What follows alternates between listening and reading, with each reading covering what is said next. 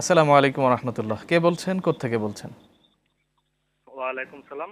আমি ভাটি বরাটি এশিয়ান বাড়ি নিকলি কিশোরগঞ্জ থেকে মোহাম্মদ জিয়াউল হক জিয়া বলছিলাম। জি বলুন।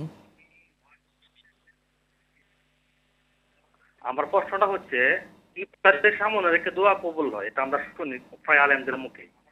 এই কথাটির কোনো হাদিস হাদিস দ্বারা কোনো প্রমাণিত কিনা এটা? সাথেই থাকুন, আমরা জানাবো ইনশাআল্লাহ। মুহতারাম শুনেছেন নিশ্চয়ই, কি বলছি? ইফতারের সম্মুখে আমরা দোয়া করি, দোয়া কবুল হয় ইফতার জি সামনে রেখে। এটার রেফারেন্স জি জানতে চেয়েছেন। ইফতারের সময় দোয়া কবুল হয় এ ব্যাপারে বেশ কিছু হাদিস আছে, তিরমিজি সহ বিভিন্ন হাদিসের কিতাবের মধ্যে। আমি শুধু আপনার এই অংশটুকু বলছি, ওয়াদাওয়াতুস সাইম হিনা ইফতিরু। হাদিসের মধ্যে আছে দাওয়াতুন মুস্তাজাবাতুন লা শাক্কা ফিহিন্না। এমন কিছু দোয়া আছে যেই দোয়াগুলো কবুল হওয়ার ব্যাপারে কোনো রকমের কোনো সন্দেহ নেই। এই অনেকগুলো ক্ষেত্রের মধ্যে দাওয়াতুল মাজলুম, দাওয়াতুল আবলি আখি এলি ইবনিহি, অর্থাৎ মা বাবা যদি তার সন্তানের জন্য দোয়া করে, যদি মাজলুম দোয়া করে, ওদাওয়াতুল মুসাফির, যখন একজন মুসাফির দোয়া করে, আর ওদাওয়াতুস সাইম হিনা ইফতিরু, একজন রোজাদার সে যখন ইফতার করে তখন তার দোয়া কবুল হয়। এটা একটা হাদিস। আরেকটা হাদিসের মধ্যে কিতাবুস সাওমের মধ্যে, অর্থাৎ সিয়াম অধ্যায়ের মধ্যে, যে রাসূলুল্লাহ সাল্লাল্লাহু আলাইহি ওয়াসাল্লাম বলছেন একজন রোজাদারের দুইটা আনন্দ ঘন মুহূর্ত, লিসাইমি ফারহাতান, রোজাদারের জন্য দুইটা আনন্দ ঘন মুহূর্ত আছে। একটা হলো ফারহাতুন ইনদা ফিতরিহি, একটা হলো তার ইফতারের সময় তার আনন্দ ঘন মুহূর্ত, আরেকটা ওয়াফারহাতুন ইনদা লিকাই রব্বি, আরেকটা হলো তার রবের সাথে সাক্ষাতের সময়। তার মানে হলো একজন রোজাদার ইফতার সামনে নিয়ে যখন দোয়া করবে সেই দোয়া আল্লাহ কবুল করবেন, এটা রাসূলুল্লাহ সাল্লাল্লাহু আলাইহি ওয়াসাল্লামের ওয়াদা। সুতরাং আমি আপনি যদি সেটা করতে পারি, আশা করি সেই দোয়া কবুল হবে ইনশাআল্লাহ। মুহতারাম, অনেকগুলো প্রশ্ন আছে, তার মধ্যে অনলাইনে যে গুরুত্বপূর্ণ প্রশ্ন এই মুহূর্তে আমাদের কাছে মনে হচ্ছে, প্রশ্নটি হলো আমরা প্রতি শুক্রবার রোজা রাখতে চাইলে পারবো কিনা?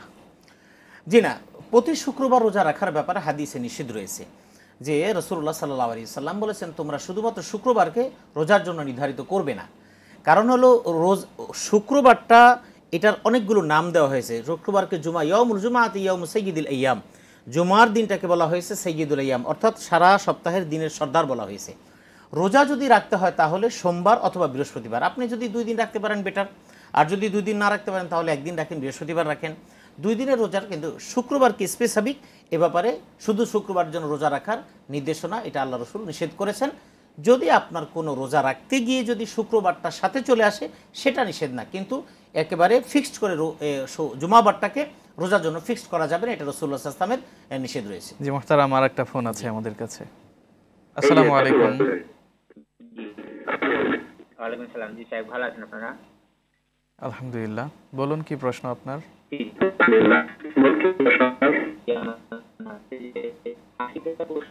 কুরবানি পশু যদি কিনে আনার পর, মানে ক্রয় করে আনার পর যদি হারিয়ে যায়, মারা যায় বা দুর্ঘটনা হয়ে যায়, সেক্ষেত্রে কুরবানি আদায় হবে কি, আকিকা আদায় হবে কিনা, অথবা নতুন করে দেওয়া লাগবে কিনা?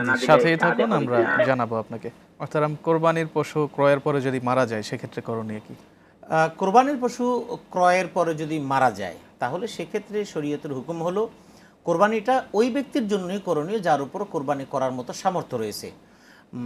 হাদিসের মধ্যে যেটা বলা হয়েছে, মাউ ওয়াজাদা সাআতান, যার সামর্থ্য রয়েছে, এবং ওয়ালাম ইউদাহি ফালা ইয়াকরুবান্না মুসাল্লান, এবং সে কোরবানি করলো সেজন্য আমার ঈদগাহে না আসে। সুতরাং বোঝা গেল সামর্থ্যবানের জন্য কোরবানি করা ওয়াজিব বা সুন্নত মাযহাবের ইখতিলাফের ভিত্তিতে। সুতরাং সামর্থ্যবান একজন ব্যক্তি যদি কোরবানির পশু ক্রয় করে তাহলে সেই পশুটা মারা গেলে, হারিয়ে গেলে, তাহলে এই অবস্থা তাকে নতুন করে আবার একটা কোরবানি দিতে হবে। এখন কোরবানির পশু কিনছে 1.5 লক্ষ টাকা দিয়ে, গরু মারা গেছে, এখন 1.5 লক্ষ টাকা দিয়ে গরু কিনতে হবে বিষয়টা এমন না।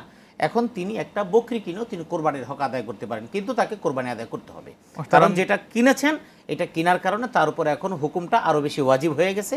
এখন এটা বাধ্যতামূলক, তাকে এটা সম্পন্ন করতেই হবে।